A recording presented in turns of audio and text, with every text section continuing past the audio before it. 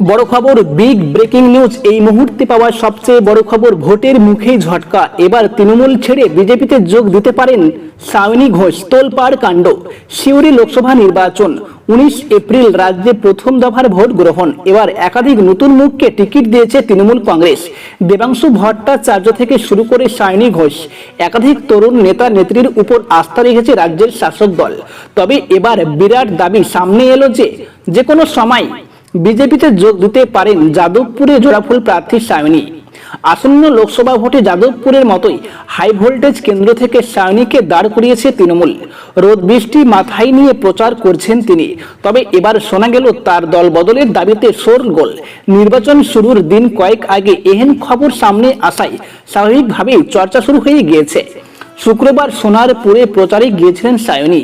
সেদিন সিপিএমকে কড়া ভাষায় আক্রমণ করেছিলেন তৃণমূল প্রার্থী সায়নী ঘোষ। এবার তার পাল্টা দিলেন বাম প্রার্থী সুজন ভট্টাচার্য।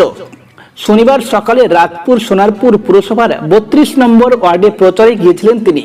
সেখান থেকে যাদবপুরে জোড়াফুল প্রার্থীকে আক্রমণ করেন তিনি। দাবি করেন যে কোনো দিন বিজেপিতে যোগ দিতে পারেন সায়নী ঘোষ। সৃজন বলেন, অর্জুন সিং, বাবুল সুপ্রিয়, মুকুল রায়, রাজীব বন্দ্যোপাধ্যায়, সব্যসাচী ভট্টাচার্য, এনাদের দেখলেই ছবিটা পরিষ্কার হয়ে যায়। একসময় বিজেপিকে যারা কখনো প্যার হে বলতো, এখনো তৃণমূল হাম তুম বলেন। এরা যে ফের বিজেপির খোপে ঢুকবে তার কোনো নিশ্চয়তা নেই। তাই সায়নী ঘোষ সহ এই মুহূর্তে যারা তৃণমূলে রয়েছেন তারা যে কোনো দিন বিজেপিতে ঢুকে যেতে পারেন। সেই কারণে আমরা বলছি, ফুল বদলে লাভ নেই, আমরা ফল বদলাবো। বিজেপিরও যে কেউ তৃণমূলে যোগদান করতে পারেন। এখানেই থামেননি তিনি।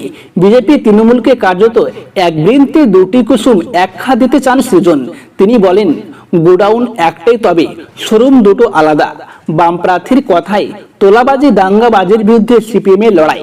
রুজিরুটির জন্য আমরা লড়াই করব, সেই কারণে মানুষ আমাদের সমর্থন করবে।